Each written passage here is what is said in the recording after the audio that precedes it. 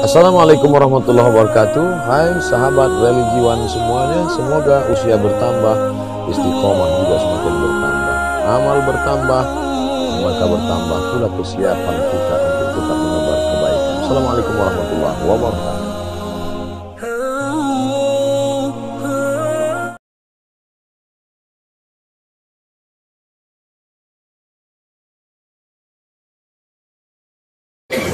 Abdul Somad mungkin habis amalnya sudah ria. Satu-satunya yang akan menjadikan bekal menghadap Rasulullah hanyalah aku pernah mencintai keturunan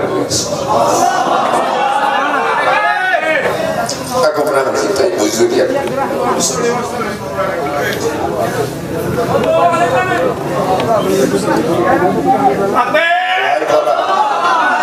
Wahai para pelaku pembuat dosa, wahai para pezina, wahai para peminum khamar yang belum bertaubat, kalau kalian belum sanggup untuk berbuat baik, kalau kalian belum mampu untuk beramal saleh, paling tidak jangan kalian sakiti zuriat Rasulullah. Jangan kalian keluarkan kata-kata, jangan keluarkan kata-kata fitnah. Bagaimana kalian akan menghadap Rasulullah? Bagaimana kalian akan menghadap Rasulullah? الصلاة والسلام عليك.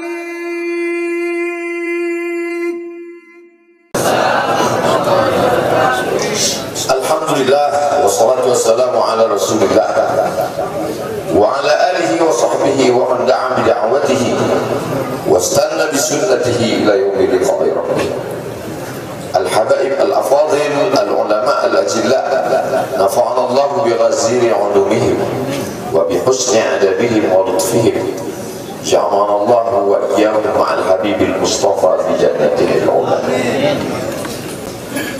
Orang yang menyambut beliau, kalau dia masih ada ikatan dinas, maka beberapa hari ini kita lihat orang itu dihukum dari jabatannya. Orang yang mengupdate status kalau menulis nama beliau, maka Instagramnya akan diblokir. Hanya menulis namanya saja, maka Facebooknya akan ditutup. Orang menjadi takut untuk menjenguk beliau, kecuali orang-orang yang takutnya sudah dihabiskan hanya untuk Allah. Apa dosanya? Apa salahnya? Berapa triliun negeri ini pernah dirugikannya? Berapa sumber daya alam, minyak, batu bara, nikel, uranium yang pernah dijualnya ke luar negeri? Berapa BUMN perusahaan yang pernah dijualnya aset-aset negara? Ada yang pernah dia jual? Dia hanya mengajak anak muda yang selama ini pecandu narkoba menjadi bertobat kepada Allah.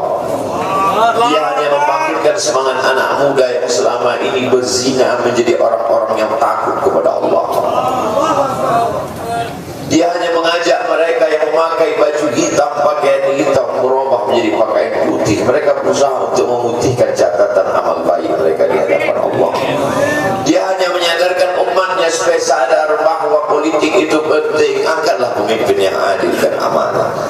Dia hanya sedang mengajak umatnya supaya jangan memilih pemimpin kafir. Salahkah perbuatannya? Tidak. Dia tinggal negara demokrasi. Dalam dunia demokrasi, siapapun berhak untuk mengajak menyuarakan kebenaran. Dia tidak melawan sultan, dia tidak melawan ulil amri, dia tidak melawan siapapun. Dia hanya melawan ketidakadilan.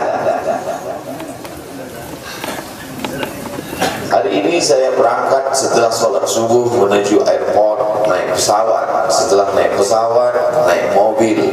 Setelah naik mobil, jalan macet, saya mesti turun naik sepeda motor. Setelah naik sepeda motor pun juga tidak bergerak, jalan kaki.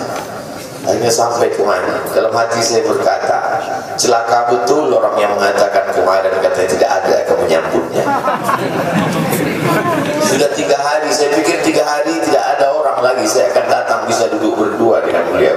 Saya tidak datang mau ceramah, saya tidak datang mau tausiah, saya tidak datang mau tabligh akbar. Ternyata yang menyambutnya seramai ini, sebanyak ini, orang berjalan kaki, anak-anak muda berjalan kaki, orang tua, ibu-ibu duduk di pinggir jalan. Apa yang membuat mereka datang kemari? Satu, cinta. Lagu baru ni'aliha ahabu ilayya wa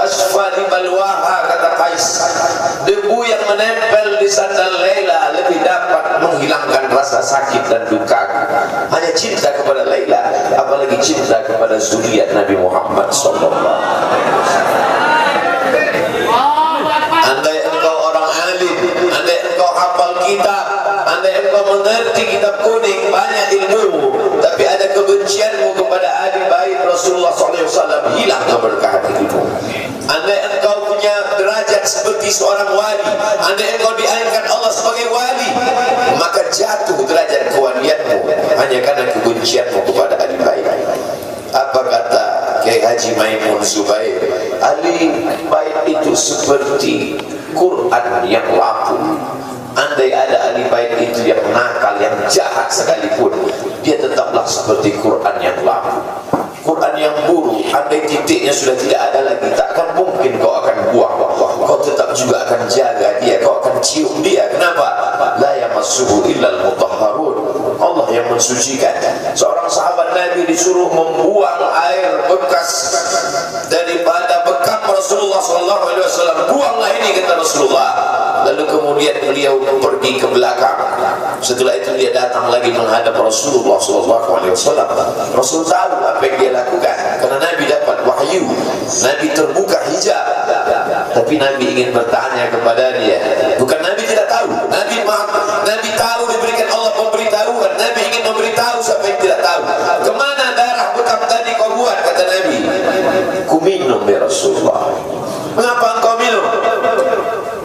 Karena aku tahu bahwa darah yang mengalir dalam diriku membuat aku haram tersentuh api neraka. Mengalir darah itu dari dia kepada Sayyidatuna Fatimah, dari Fatimah kepada Sayyidina Al-Hasan, dari Sayyidina Al-Hasan ada juga kepada Sayyidina Al-Husain, dari Sayyidina Al-Husain kepada Sayyidina Ali Zainal Abidin, dari Zainal Abidin kepada Sayyidina Muhammad Al-Baqir, dari Sayyidina Muhammad Al-Baqir mengalir darah itu kepada Sayyidina Ja'far Sadiq, dari Ja'far Sadiq mengalir kepada Sayyidina Ali Al-Uraidi, dari Ali Al-Uraidi mengalir darah itu kepada Sayyidina Muhammad An-Naqib, dari Muhammad An-Naqib mengalir darah itu kepada Sayyidina Isa sampai kepada Sayyidina Ahmad bin Isa Al-Muhajir. Lalu kemudian darah itu mengalir kepada Imam As-Saqqaf, Al-Idrus, Al-Haddad, Al-Abbas, dan salah satunya adalah bin Syihab, dan salah satu dari zuriat bin Syihab itu adalah Sayyidi Al-Imam Al-Akbar Al-Habib Muhammad. Kalau mau hidup tenang, dia sudah tenang dengan anak menantunya, dengan cucunya, dengan ilmunya. Beliau meraih gelar LC dari Universitas Imam Muhammad Ibn Saud. Dia cukup dengan majlis-majlis maulidnya, cukup. Mengapa dia bersusah payah? Mengapa dia mesti kena fitnah? Dia hanya mengikut darah Sayyidina Al-Husain. Kalau mengikut Sayyidina Al-Hasan lembut, mengikut Sayyidina Al-Hasan lembut sentuhannya, maka para ahli bait ini mengikut dua aliran, Sayyidina Al-Hasan dan Sayyidina Al-Husain.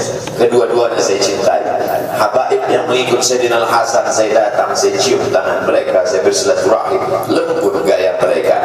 Tapi mereka semua mengajak untuk mencintai Sayyidina wa Maulana Muhammad sallallahu alaihi wasallam. Tapi ada yang seperti Sayyidina Al-Husain menggelegar suaranya, dia huluskan pedangnya untuk musuh-musuh Allah. Keduanya adalah sama-sama diridhai Allah. Innal Hasan wal Husain sayyida syababi ahli jannah. Yang mencintai Sayyidina Al-Hasan, mencintai Sayyidina Al-Husain, yang mencintai zuriat mereka, keturunan mereka, maka dengan cinta itu bekal kita menghadap Rasulullah SAW.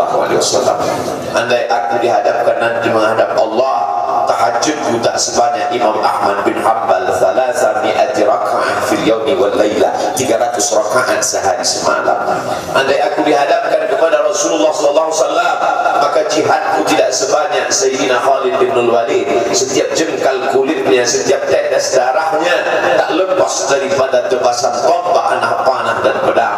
Andai aku dihadapkan kepada Sayyidina Maulana Muhammad SAW, amalku tak sebanyak Abdurrahman ibn Auf.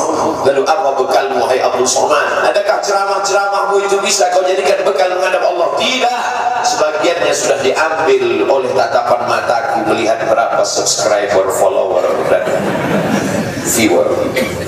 Abdul Somad mungkin habis amalnya sudah ria. Satu-satunya yang akan menjadikan bekal menghadap Rasulullah hanyalah aku pernah mencintai keturunan.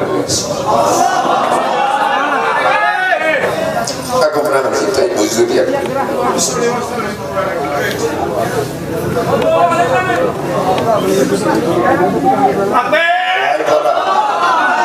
Wahai para pelaku berbuat dosa, wahai para pezina, wahai para peminum khamar yang belum bertaubat, kalau kalian belum sanggup untuk berbuat baik, kalau kalian belum mampu untuk beramal saleh, paling tidak jangan kalian sakiti zuriat Rasulullah. Jangan kalian keluarkan kata-kata, jangan keluarkan kata-kata fitnah. Bagaimana kalian akan menghadap Rasulullah? Bagaimana kalian akan menghadap Rasulullah? Pada saat itu seluruh umat berkumpul menghadap Nabi Adam alaihissalam. Kami tidak sanggup berdiri di padang mahsyar ini, wahai Adam, menghadaplah kepada Allah. Kata Adam, aku tidak sanggup menghadap Allah, karena dulu Allah berkata, la taqrabah hadhihi syajarah, jangan kau dekati pohon kuldi ini, tapi aku malah makannya, ya Allah. Mereka datang menghadap Nabi Nuh alaihissalam. Kata Nabi Nuh, aku tak sanggup menghadap Allah karena anakku durhaka. Sa'awi ila jalalin ya'simuni minal ma', aku akan naik ke atas bahtera perahu yang bisa menyelamatkan aku dari air. Aku tak sanggup menghadap Allah, kata Nabi Nuh alaihissalam. Mereka menghadap kepada Nabi Musa, aku tak mampu, kata Nabi Musa.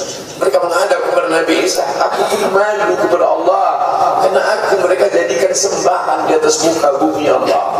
Mereka hanya mampu menghadap Sayyidina Maulana Muhammad sallallahu alaihi wasallam. Wahai para peminum khamar, wahai para pezina, wahai para pelaku dosa, kalau kalian belum mampu beramal soleh, belum mampu bertobat, paling tidak jangan kalian zina zuriat Rasulullah SAW. Bagaimana kalian akan menghadap Rasulullah? Pada saat itu tak ada syafaat. Man dzalladzi yashfa'u 'indahu illa bi'idhnih. Tak ada satu pun yang bisa memberikan syafaat kecuali Sayyidina wa Maulana Muhammad sallallahu alaihi wasallam. Wahai para pemimpin yang hari ini kau dititipkan amanah kekuasaan, beberapa hari ini kau lihat apa yang dilakukan orang pada Donald Trump. Kurang hebat apa lagi Trump?